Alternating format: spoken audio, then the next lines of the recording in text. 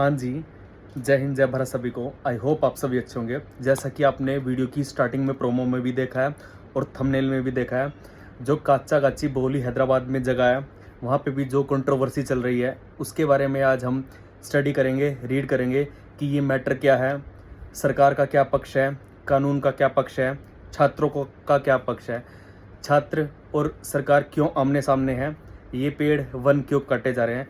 अच्छे से सरल शब्दों में थ्योरी पढ़ेंगे, आपको अच्छे से समझ आएगा। मैंने लेआउट बनाया हुआ है पूरे के पूरे मैटर की समरी का, तो डिटेल से स्टेप बाय स्टेप आपको मैं ब्रीफ करूंगा, आपको अच्छे से समझ आएगा कि ये मैटर क्या है। तो चलिए शुरू करते हैं। हाँ जी, तो काच्चा गाची बोली फॉरेस्ट की कंट्रोवर्सी क्या है, फुल एक्सप्लेनेशन पढ़ेंगे।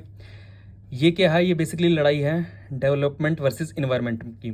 क्या मैटर है, गवर्नमेंट का क्या पक्ष है, स्टूडेंट का क्या पक्ष है, कानूनी पक्ष क्या है, इसमें क्या समस्या उत्पन्न हो गई जिससे छात्र और गवर्नमेंट आमने सामने हो गई, और क्यों हैदराबाद के जंगलों को काटा जा रहा है। तो आइए शुरुआत से पढ़ते हैं क्या विवाद है। देखिए, हैदराबाद में एक यूनिवर्सिटी है, हैदराबाद सेंट्रल यूनिवर्सिटी। इसी के पास एक भूमि है 400 एकड़ की, फॉरेस्ट एरिया है। इसी फॉरेस्ट एरिया, इसी भूमि को कहा गया है, का नाम है काच्चा गाची बोली वन क्षेत्र। गवर्नमेंट ने ये एरिया आईटी पार्क के नाम नीलाम कर रखा था। ठीक है, पूरे एरिया का अधिग्रहण तो 2012 में हो गया था, लेकिन नीलामी हुई है 2024 में, नीलामी की घोषणा हुई और मार्च 2025 से कटाई प्रारंभ होगी। यहाँ पे मैटर तो तब हाईलाइट हुआ जब ये बुलडोजर वाली वीडियो आई ना आपकी, तब ये मैटर हाईलाइट हुआ। फिर जो स्टूडेंट्स थे और पर्यावरण के हितैषी थे, उन्होंने कटाई का विरोध किया। मैटर सुप्रीम कोर्ट में कैसे पहुंचा, किसी ने भी केस नहीं किया, कोई भी मैटर सुप्रीम कोर्ट में नहीं लेके गया। जब मैटर हाईलाइट हुआ, गहनता को देखते हुए, सर्कमस्टांसिस को देखते हुए सुप्रीम कोर्ट ने सवितः संज्ञान लिया और 3 अप्रैल 2025 को सुप्रीम कोर्ट ने कटाई पे रोक लगा दी। ये जो काच्चा गाची बोली का वन क्षेत्र है, ये हमारे लिए क्यों इंपॉर्टेंट है, ये समझना जरूरी है। देखिए, 17,000 से ऊपर वृक्ष पेड़ है यहाँ पे। दूसरा, हैदराबाद को तपता हुआ शहर भी कहा जाता है। क्यों? यहाँ पे इंडस्ट्रीज बहुत है उस रीजन से। ठीक है, गैसेस बहुत रिलीज होती है यहाँ पे। तो ये एरिया बायोडाइवर्सिटी को मेंटेन करने के लिए, टेम्परेचर को बैलेंस करने के लिए और क्लाइमेट बैलेंस करने के लिए बहुत आवश्यक है। हैदराबाद सेंट्रल यूनिवर्सिटी का रिसर्च स्थान भी है ये एरिया। अब है गवर्नमेंट का तर्क क्या है इस विषय में, जो ये मैटर हाईलाइट हो रहा है। गवर्नमेंट क्या कह रही है? गवर्नमेंट कह रही है कि ये एरिया फॉरेस्ट एरिया नहीं है, इंडस्ट्री एरिया है। हम यहाँ पे आईटी पार्क बनाएंगे, 2,000 करोड़ से ज़्यादा जिसकी आय होगी और 50,000 जॉब क्रिएट होगी। ये गवर्नमेंट का तर्क है। सरकार ने तो अपना पक्ष रख दिया। इसके बाद भी विवाद उत्पन्न में कैसे आया, तो देखिए, एक अधिनियम है, वन संरक्षण अधिनियम 1980 का। इसके अकॉर्डिंग क्या है कि यदि किसी भी फॉरेस्ट एरिया को काटा जाता है और वहाँ पे इंडस्ट्री स्टेबलाइज करते हैं, तो सेंट्रल गवर्नमेंट से परमिशन लेनी पड़ती है, मैंडेटरी होती है। वो भी कोई परमिशन नहीं ले गई, जिसकी वजह से छात्रों का पक्ष वहाँ पे ठोस है। इसी अधिनियम के अकॉर्डिंग एक रूल होता है, एक प्रोटोकॉल होता है, जिसे कहते हैं कंपनसेशन फॉरेस्टेशन, क्षतिपूर्ति वनीकरण। सरल साधारण शब्दों में, जितने एरिया का वन क्षेत्र काटा गया है उसकी क्षतिपूर्ति के लिए, फॉरेस्टेशन वनीकरण, मतलब कि क्षतिपूर्ति वनीकरण करना पड़ेगा। मतलब उतने ही वृक्ष कहीं और लगाने पड़ेंगे, उसका क्षतिपूर्ति करनी पड़ेगी। तो ऐसा कुछ उन्होंने नहीं किया। कहने का अर्थ साधारण भाषा में यह है कि अगर गवर्नमेंट पहले ही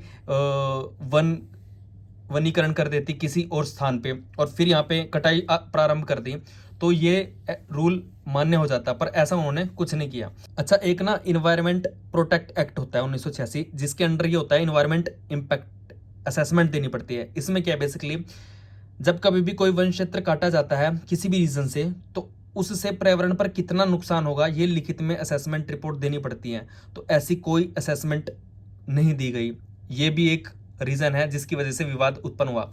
वन संरक्षण अधिनियम था, उसके अकॉर्डिंग इनको परमिशन लेनी थी, मैंडेटरी थी, परमिशन नहीं ली। दूसरा, ये अपना रूल प्रोटोकॉल था कि कंपनसेशन फॉरेस्टेशन करना पड़ेगा, वो भी इन्होंने नहीं किया। और तीसरा ये था कि कितना नुकसान होता है उसका लिखित में एक रिपोर्ट देनी है, असेसमेंट देनी है कि वन कटाई से कितना नुकसान हुआ, तो नो असेसमेंट, वो भी कोई असेसमेंट नहीं दी। तो विवाद उत्पन्न होने के ये 3 मेन रीजन थे। इसी रिपोर्ट में, असेसमेंट में ये लिखा था कि लोकल स्थानीय लोगों से राय मशवरा भी ली जाए। मतलब कि लोगों को समझा देते कटाई से पहले उसका कंपनसेट कर देते। साधारण भाषा में बताऊं, लोगों से सलाह मशवरा ले देते, लोगों को बता देते कि ये जो एरिया है वन क्षेत्र के अंतर्गत नहीं आता, इंडस्ट्री क्षेत्र के अंतर्गत आता है, और कटाई से पहले ही उसका कुछ ना कुछ इंतजाम कर देते, उसका वन्यकरण क्षतिपूर्ति कर देते, कहीं और वन का मतलब कि जो वहाँ के जीव जंतु थे, पशु थे, उनका स्थानांतरण ऐसी जगह कर देते। पहले से ही होमवर्क किया जा सकता था, पर ऐसा कुछ नहीं किया, ना सलाह मशवरा की, ना बताया, जिसकी वजह से विवाद उत्पन्न हुआ।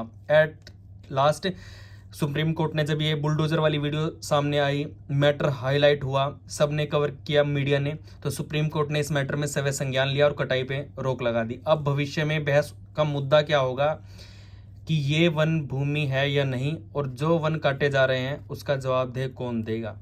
तो ये पूरा मैटर था, मैंने सिंपल साधारण शब्दों में आपको बताया।